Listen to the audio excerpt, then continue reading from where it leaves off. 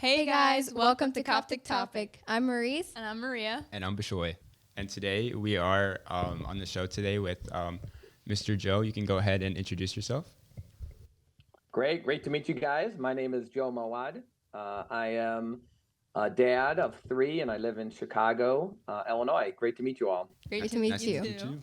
Okay, so our topic today is talking about the challenges that Copts face living in America as opposed to Egypt, or just anywhere as opposed to Egypt, because the Coptic faith is rooted in Egypt. So we're going to be talking about the challenges we face and just everything we've noticed growing up here and just like relocating and everything. I was going to say awesome. That's a great topic. I'm looking forward to it. Okay, yeah, awesome. That's a perfect topic. Okay, so first thing, we want to give a little background on Copts. Would you like to share a little background with them? Sure. Yeah. I mean, the Coptic Orthodox faith, as you know, is one of the oldest Christian faiths. We're super proud of being Coptic because we were established by Saint Mark himself in the 1st century. So we have a direct link to Jesus and the eyewitnesses of Christ when he was here on earth. We're one of the Eastern Orthodox faiths, so we believe in a lot of the original Recording in dogma of the progress. church.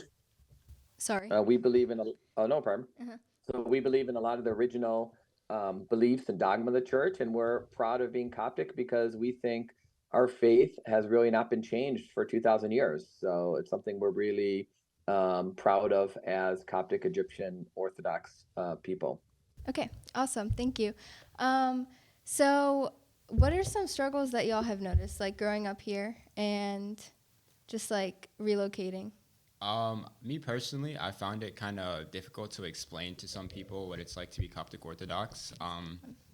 For example, I would say fasting. That's kind of like a term that not many Western Christians can really wrap their heads around, or not really wrap their heads around, but more like they can't really understand the purpose of it very well. And it just kind of like, they kind of get it mixed up a lot with Muslim fasting during Ramadan. And they think it's the same thing, but at the end of the day, it's very different. Yeah, I would like tell someone like, oh, I'm fasting. They'd be like, oh, like for Ramadan? I'm like, no, like that's not They it. don't understand like Yeah, that some things there's are 2 different restricted. types. Yeah. You've dealt with any struggles, like kind of explaining your Coptic faith to peers probably in the workforce or anything like that? Yeah, so I grew up. I was born outside of Egypt, and I grew up in America, and now I see my kids growing up. So I've got to experience it 2 times. First for myself, growing up, going to school here, and then going to college and working, and then with my kids. So I think there's kind of 2 categories of kind of fitting in, right? The first one is being kind of Coptic Egyptian, so a lot of the traditions, and then secondly, being Christian, because any Christian, regardless of your background, might have a harder time fitting in these days since American culture is not always consistent with what we believe as Christians. But for like the Egyptian Coptic part of it, I think you hit on, a couple of the traditions like fasting, like, going to church as frequently as we go to, like a lot of the cultural traditions. So yeah, just like you guys growing up, I used to always explain it to my friends in school and then at the workplace.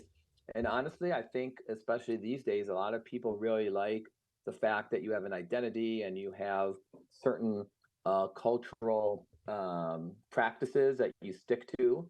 I think a lot of the American culture kind of misses that. A lot of people think it's pretty cool and different that you are still so connected to your background. Yeah, I agree. Like, Yeah. especially. I have a question. Could you share with us kind of like how you kind of preserved that growing up in America? Because you mentioned that you grew up in America. Whereas like if someone grew up in Egypt, I know like the church is a very big piece of their lives, their daily lives in Egypt. Whereas in America, I feel like it's maybe a little bit less, or maybe not less, but there's just so much going on in each and every one of our lives to where we kind of neglect it a little bit. And I was wondering if you could share like your ways of how you can keep it a priority. Yeah, that's a really good question. So, my parents immigrated to the U.S. So, I grew up here with kind of Egyptian, as you would say, fob parents, right? So parents that immigrated. Yeah. So I really credit my parents because they made sure I was still able to kind of be part of the world. So they let me have, friends, Egyptian friends, church friends, and then also friends at home. So they weren't overly protective of me, but Mm-hmm. also they made sure that I was really strict with kind of my value system, which is obviously more important. So part of that is no compromises when it comes to church and the church practices. So every weekend they would make sure I went to Vespers or Ashea, and then church on Sunday, of course. They made sure at home I was pretty consistent with prayer and Agbeya and Bible reading. And I was really active with the youth groups in the church. So as long as I was serious about kind of that part of my life, the religious part of my life, and making sure I stayed close to the church, they gave me more freedom because they knew I would that would instill certain values in me. So they let me go away for college, for instance, right?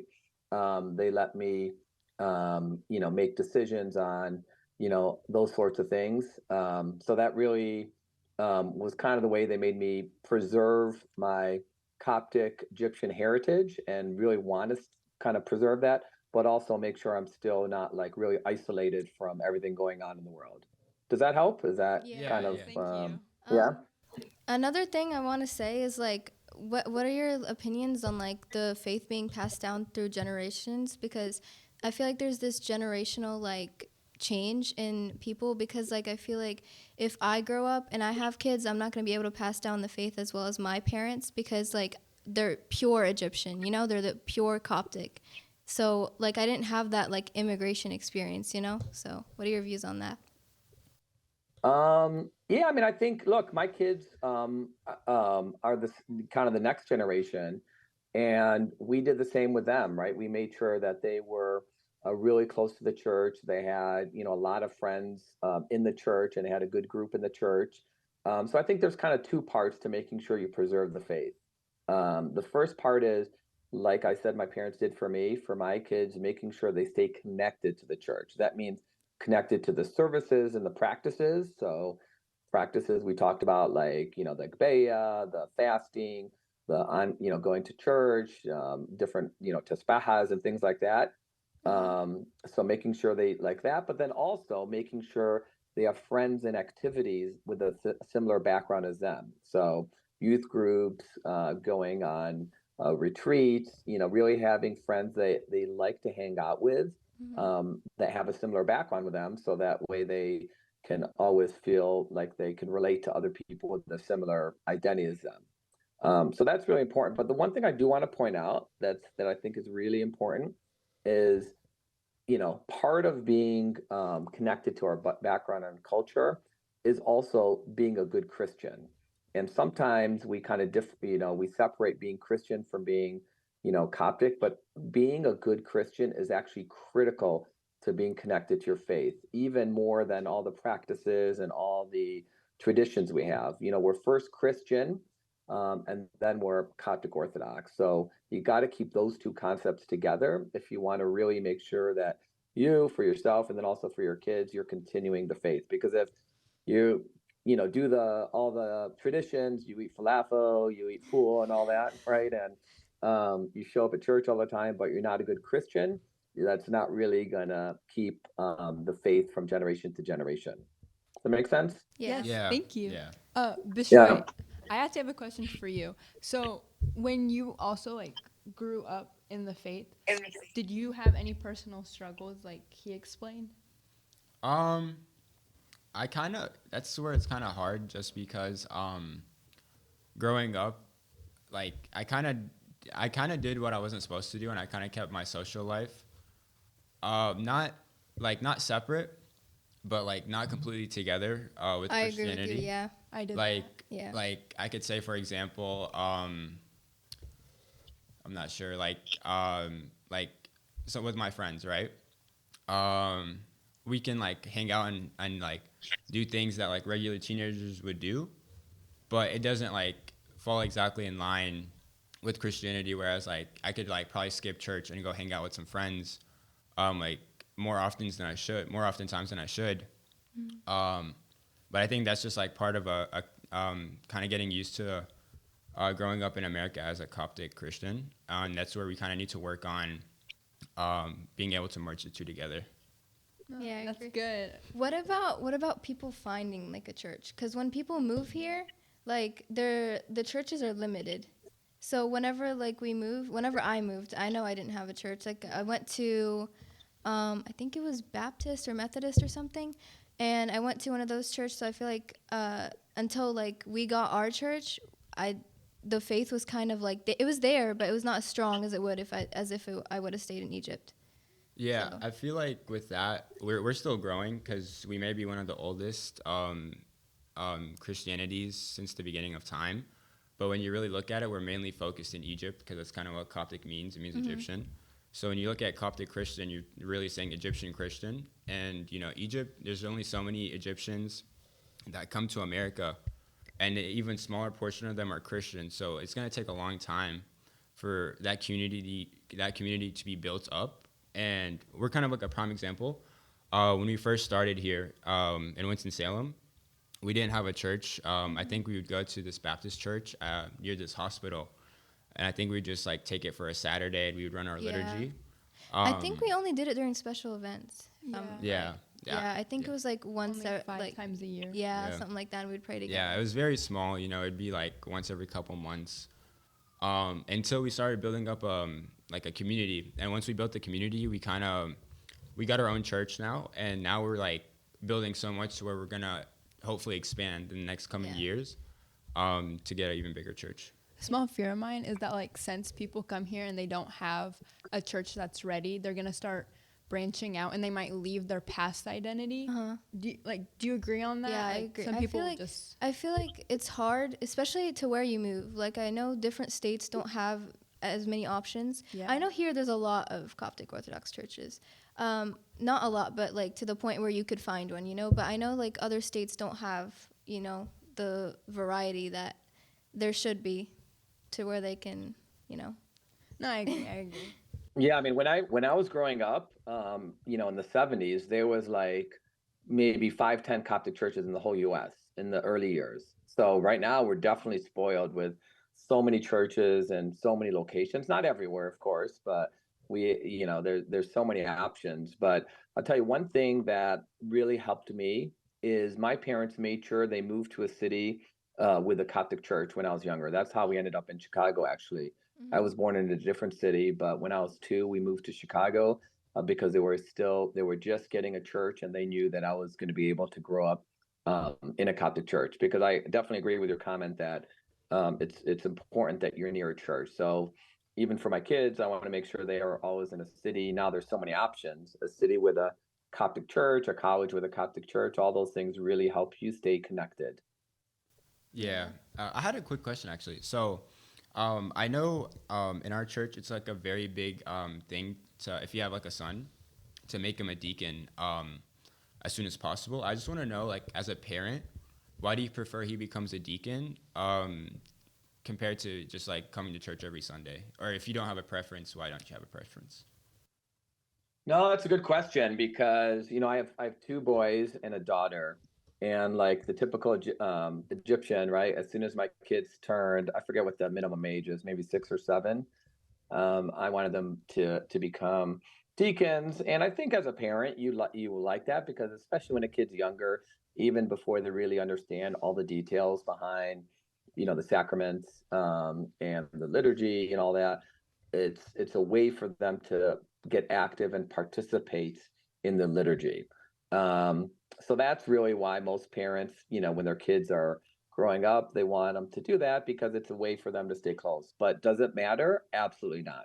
You can serve in other ways. You can, there's several different ways you can help out with the church. Not everyone is, attached and interested in, all the hymns and serving in that way. And there's different ways they can serve. But I think it's pretty normal that most of the parents, when their kids are young, want their kids to serve in that way so they can grow up, just making sure they know they need to be at church early because they're a deacon, they need to participate, and one thing we're hoping, and I know there's been some movements in the church to really do that, not just for boys but for girls, and have deaconesses. So deaconesses can also have that same feeling that they're participating at that level in the church. Yeah, yeah, I know what you mean. But I don't. But to your question, if my kids, as they grow up, they say, "Hey, I don't want to serve that way. I want to serve a different way," and that's not for them, I wouldn't be very disappointed as long as they're serving and contributing to the church and feel like they have ownership in the church. That's what I care about. Yeah, yeah, I totally agree with that. Yeah, me too. I want to branch off the fact that you're a parent of 3 kids. Do your kids by any chance go to public or private school? Well, my kids are older. I'm getting old, so I have one that's in medical school, You one that's in sound medical younger. school, one that's in college, and one in high school. Uh, So growing up before, so for college they went to a private school. They went to a private Catholic school. For high school and under, they all went to public schools.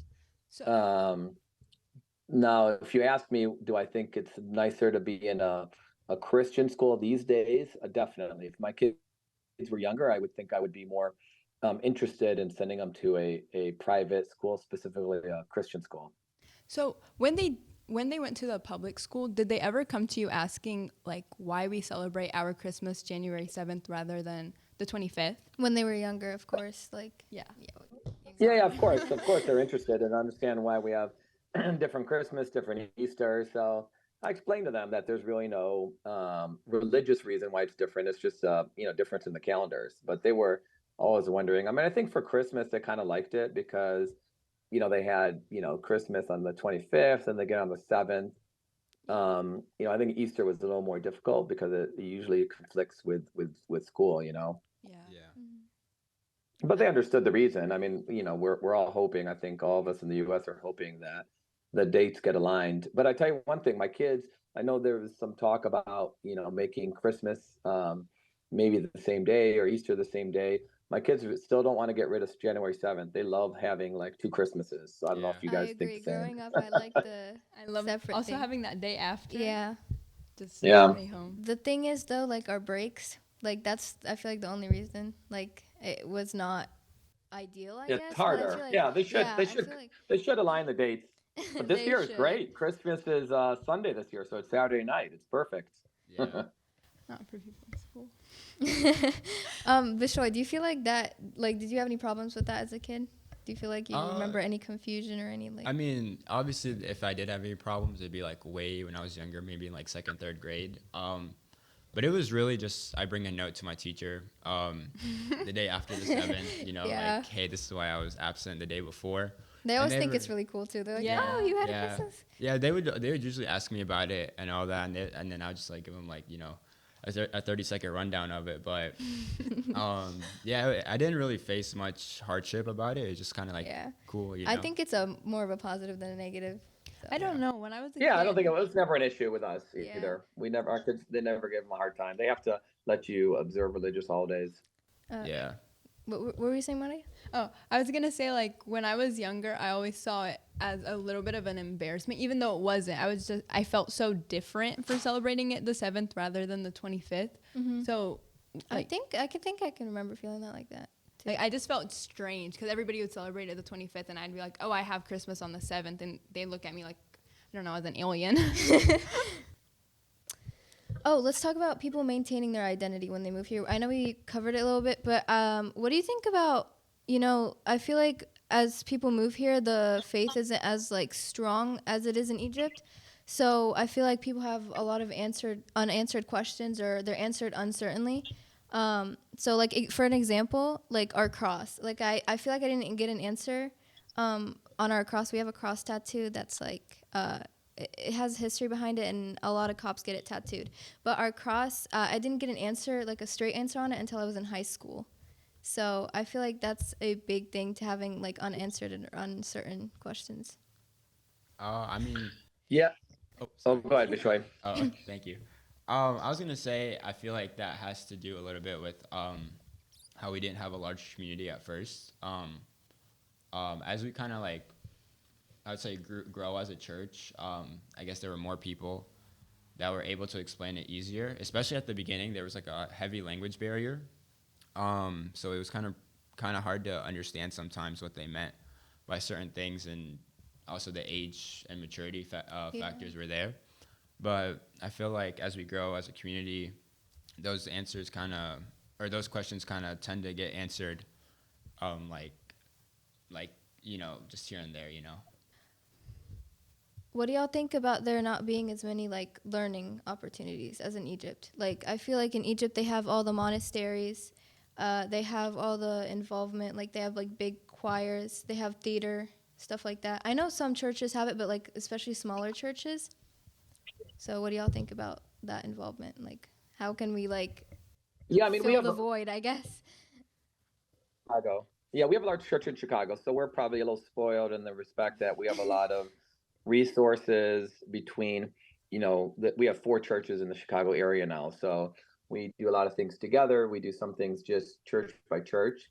Um, so I mean, I think I know you're a smaller church where you're at, but my answer to that is I don't think you need many people to be active.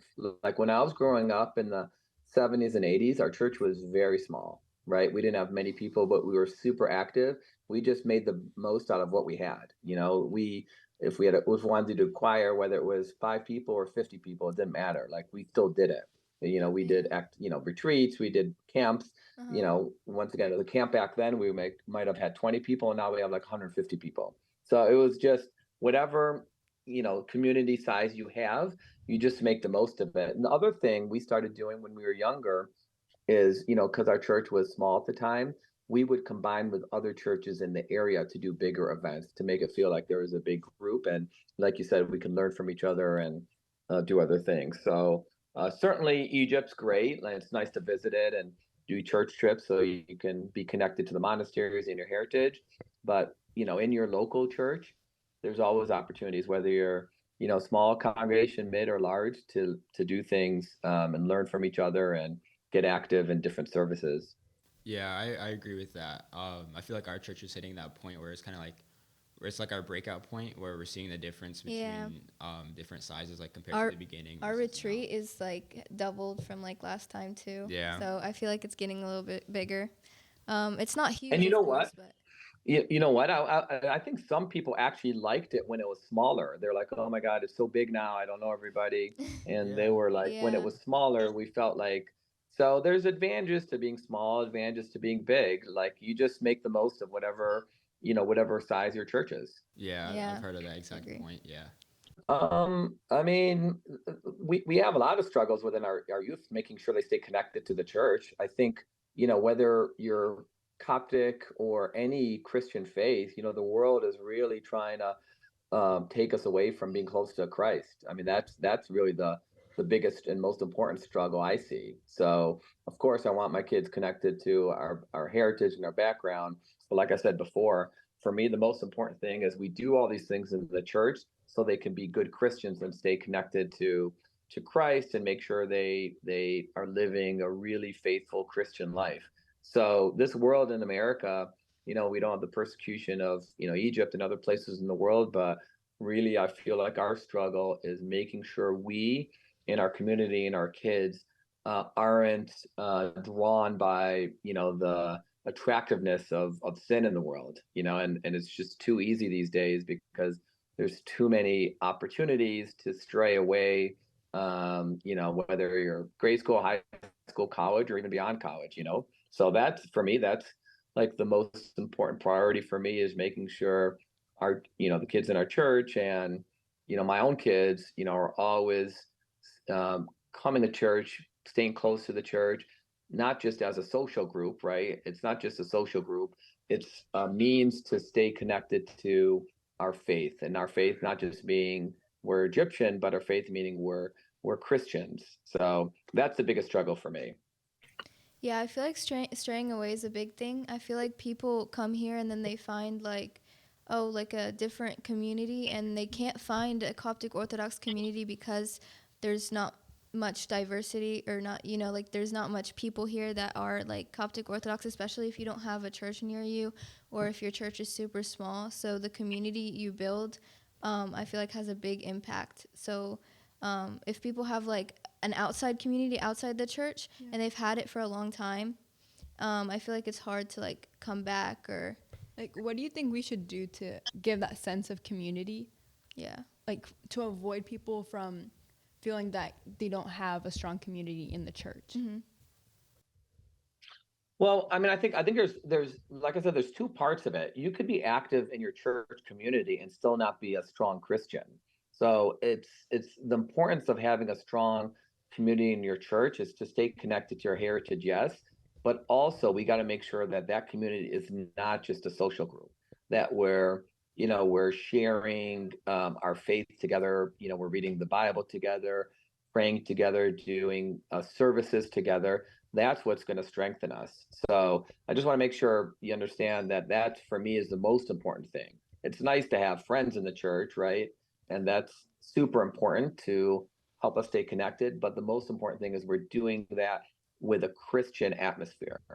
So, if people, but to your point, if people don't have a Coptic community in their area, there's a couple ways you could do it. I mean, we have friends and family that grew up in a non-Coptic community, so they would visit a Coptic church as frequently as they can. Nowadays they would join online or virtual meetings to stay connected to the church, or they would eventually kind of move to a church, community. So super, really important question because I think it's very important to try to stay connected to your Coptic community, but I don't want to lose the fact that you're doing that because you want to make sure you're a solid Christian. Hopefully that answers your question. It makes sense. Thank you. Bishop, Sure. any other inputs? Anything else? No, not really. Dr. Joe or Mr. Joe? Sorry. No worries. My daughter's gonna be a doctor. She's in medical school, but I'm just a mister. Right, thank you. No, I think this is a great topic, great podcast. I mean, I think the key thing is we all learn from each other. So I love that you're asking these questions so we can hopefully learn from each other and, share ideas, share experiences so we can feel like we're not isolated, but we're like one community, whether we're Chicago or North Carolina or, Florida, wherever we're at, we're like all part of the same community. So Yeah. great job Yeah. doing this. Thank Yeah. you. Thank you. Thank you for joining us Thank today. you. Thank you guys so much for watching and tuning in today. Thank you, Mr. Joe and Bishoy, for joining us today. Thank you for having me. Of course. Thank you for having me too. Of course. We're on social media. We're on Spotify, YouTube, Instagram, and TikTok. So that will all be linked. We are CTP. Have a blessed day.